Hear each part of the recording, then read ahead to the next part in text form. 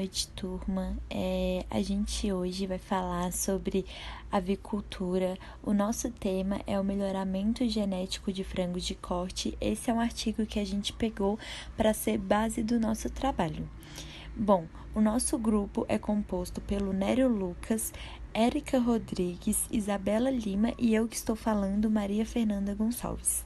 Bom, a avicultura é um ramo da zootecnia que trata sobre a criação de aves com o fim de produzir alimentos, como carne e ovos.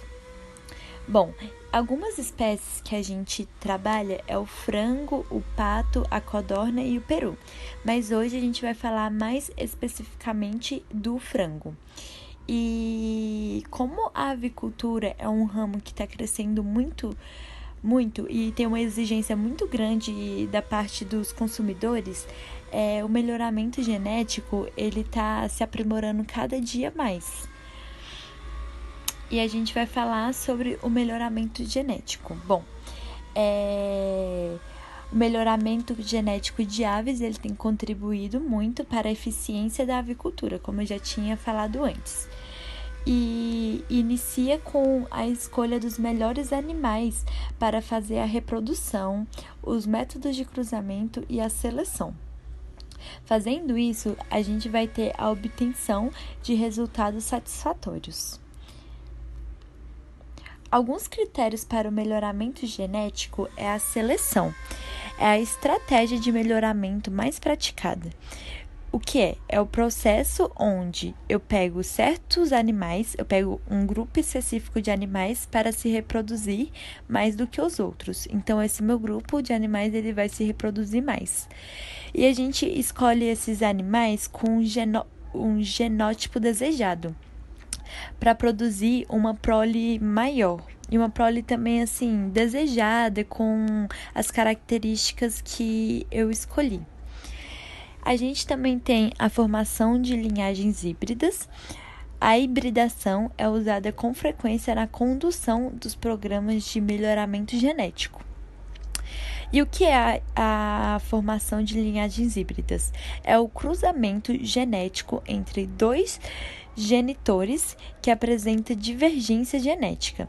Então, a gente usa indivíduos mais produtivos e com grande variedade genética. E a gente pega esses indivíduos e cruzam, mas com divergência genética. Então, a gente pega certas características de um frango que a gente deseja que a prole nasça, e a gente pega certas características do outro também. E com isso a gente vai ter uma grande variedade genética, né?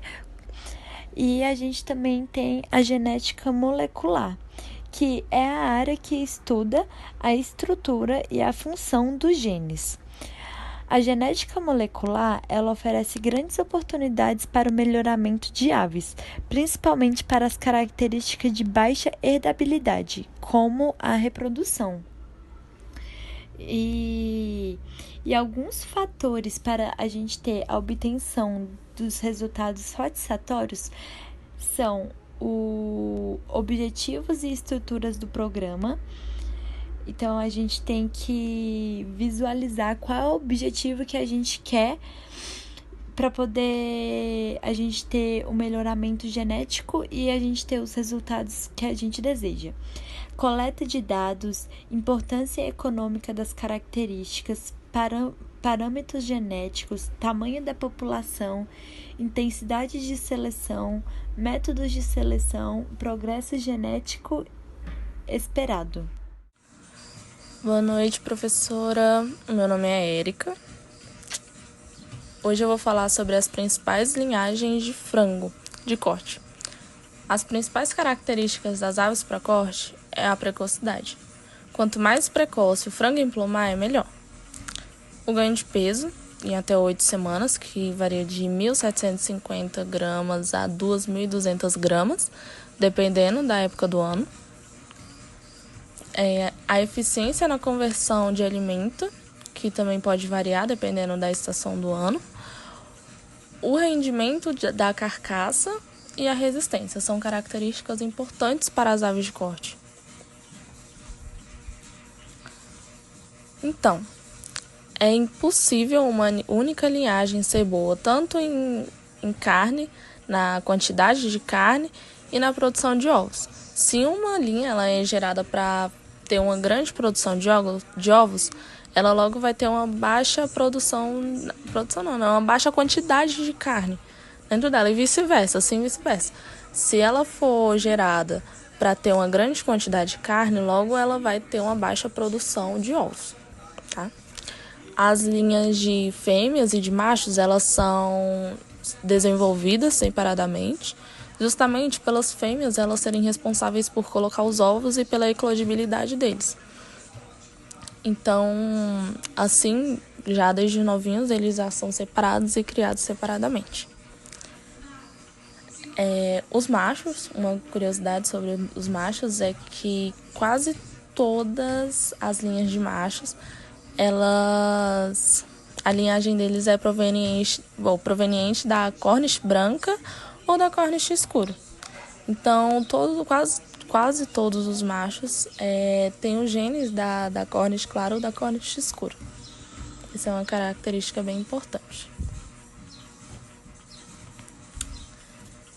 Então, até os dias de hoje, mais de 300 raças puras e variedades de híbridos de galinhas já foram desenvolvidas. Algumas mais antigas são mantidas apenas para algumas estações experimentais. E é importante também lembrar que o banco genético ele é a fonte da diversidade, até para a produção dos híbridos que são usados nos dias de hoje. As raças mais utilizadas são a Plymouth Rock branca, que apresenta a pele amarela e a crista lisa. A New Hampshire, que apresenta a cor vermelho claro, pele amarela, crista lisa e produz ovos de cor marrom.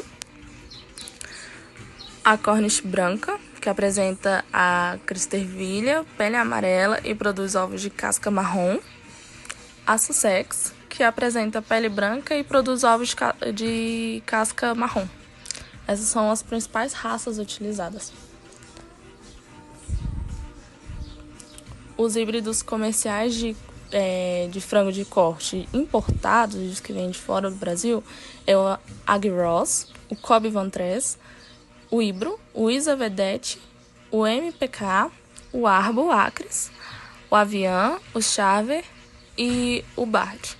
Desculpa se eu tiver pronunciado algum errado. E os híbridos comerciais de frango de corte nacionais, que são mais utilizados aqui no Brasil, são o Embrapa 021, o S54 e o Chester. E essas são as linhagens mais importantes e as principais linhagens que são utilizadas no dia de hoje. É isso. Muito obrigada e boa noite. Olá, boa noite. Meu nome é Isabela e eu vou falar um pouco sobre a herança das principais características ou técnicas no frango de corte. Bom, primeiramente é necessário o conhecimento das características ou técnicas para ter um estabelecimento mais preciso e mais adequado. Para isso, a gente tem que ter um acompanhamento dessas características para saber o que tem mais importância econômica, ou seja, o que dá mais lucro. De acordo com esses acompanhamentos e tudo mais, a gente tem um critério estabelecido. Alguns desses critérios é a velocidade de crescimento.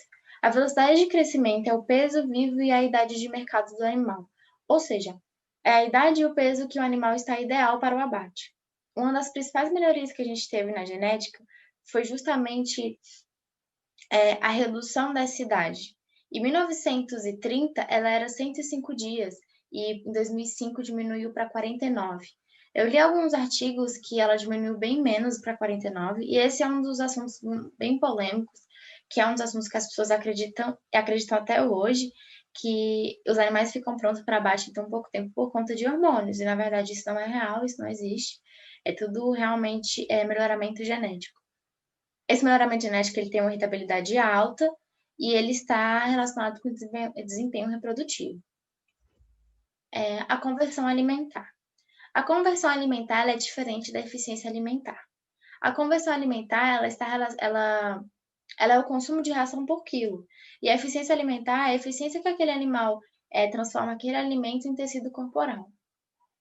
Ela está relacionada com o crescimento, porque um animal que tem uma velocidade mais alta para crescimento, que cresce mais rápido, ele também tem uma eficiência maior para transformar esse alimento em tecido corporal.